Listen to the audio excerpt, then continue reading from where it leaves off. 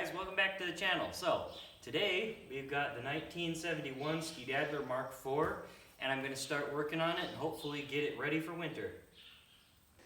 So at current, I purchased a track for it online, and this track should hold up pretty well. I'm going to have to do a couple things to it, like bend this clip back into place. But the important thing is that the track is pretty solid, even though there's clearly wear on the outer lugs here, where the rubber is kind of coming apart a little, but the structure of the track itself is pretty good, so I think it's going to last a while. I also got a set of drive cogs here. But before I go any further, I want to get the rest of the parts, which means I need to figure out what size crankshaft this engine has, because these J-Lo Rockwell engines, like this one here, 295, I believe. This is a J-Lo Rockwell 295. These engines have they can come with two different crankshaft sizes. One is a 24 millimeter and one's a 30, and I need to take this clutch off so I can measure the crankshaft. So I'm going to do that now.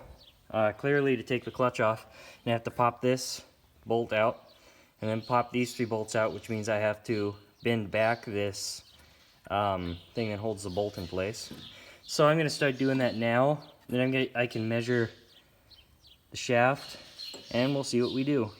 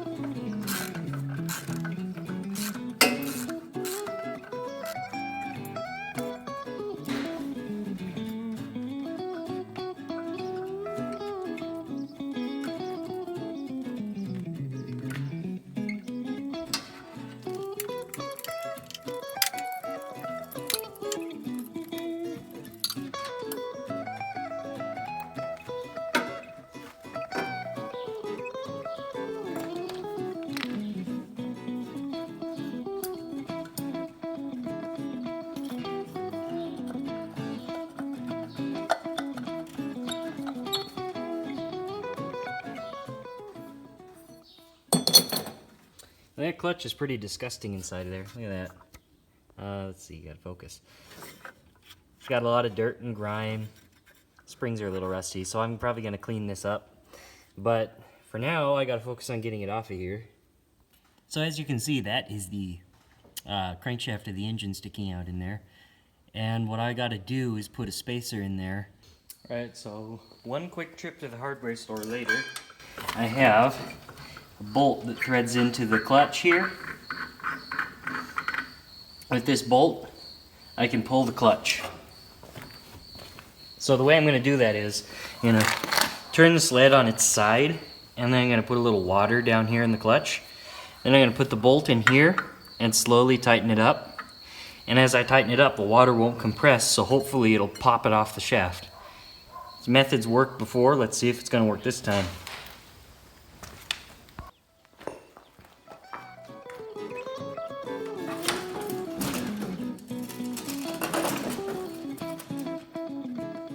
Well, here goes.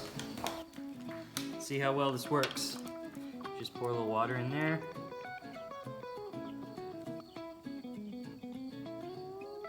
Well, water's not staying put, so I can't pull this out with the water method because there's no seal.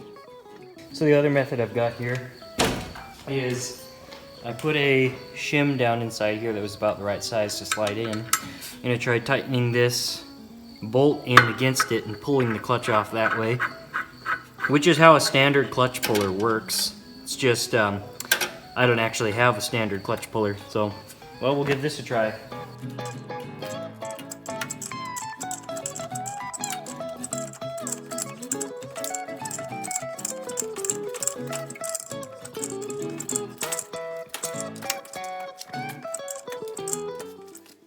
Okay, so it's been a couple days since I filmed.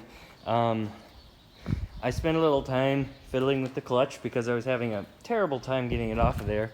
I could not figure out how to make it work.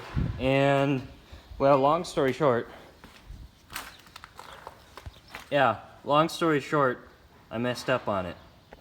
So what happened is, after a while of trying to use this puller bolt here and completely failing with it, I decided instead to try using a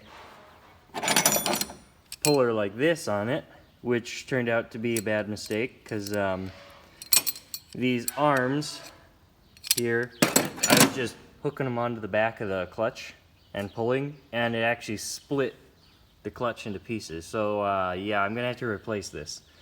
Fortunately enough, I have found one for sale over on eBay, so most likely it'll be easy to replace, pretty cheap. But still, getting it off of here is now going to be even more of a headache because this bolt got stuck in there and I can't seem to make the whole thing move at all.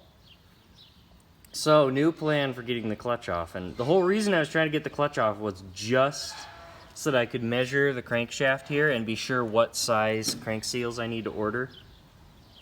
And it turned into a much bigger job than that because of a single accident. So, plan is to take the engine off, tear it apart, which I was going to do anyway to replace the crank seals and maybe the bearings on the bottom end if they need it, and all the gasketry and stuff. But now I'm going to have to tear it apart and see if it's possible to actually take an angle grinder and cut straight through the clutch all the way to just before it reaches the crankshaft and cause the clutch to split off of there. That's my hope. I don't think I can think of any other way to do it, and I don't want to try to cut it while the engine's still in the sled here, and while, you know, I'd be cutting right up against the crankcase here. So I want to take the engine off, split the case, and take the crankshaft out, and then try to get this rotten clutch off of there. So let's see about getting the engine off of here.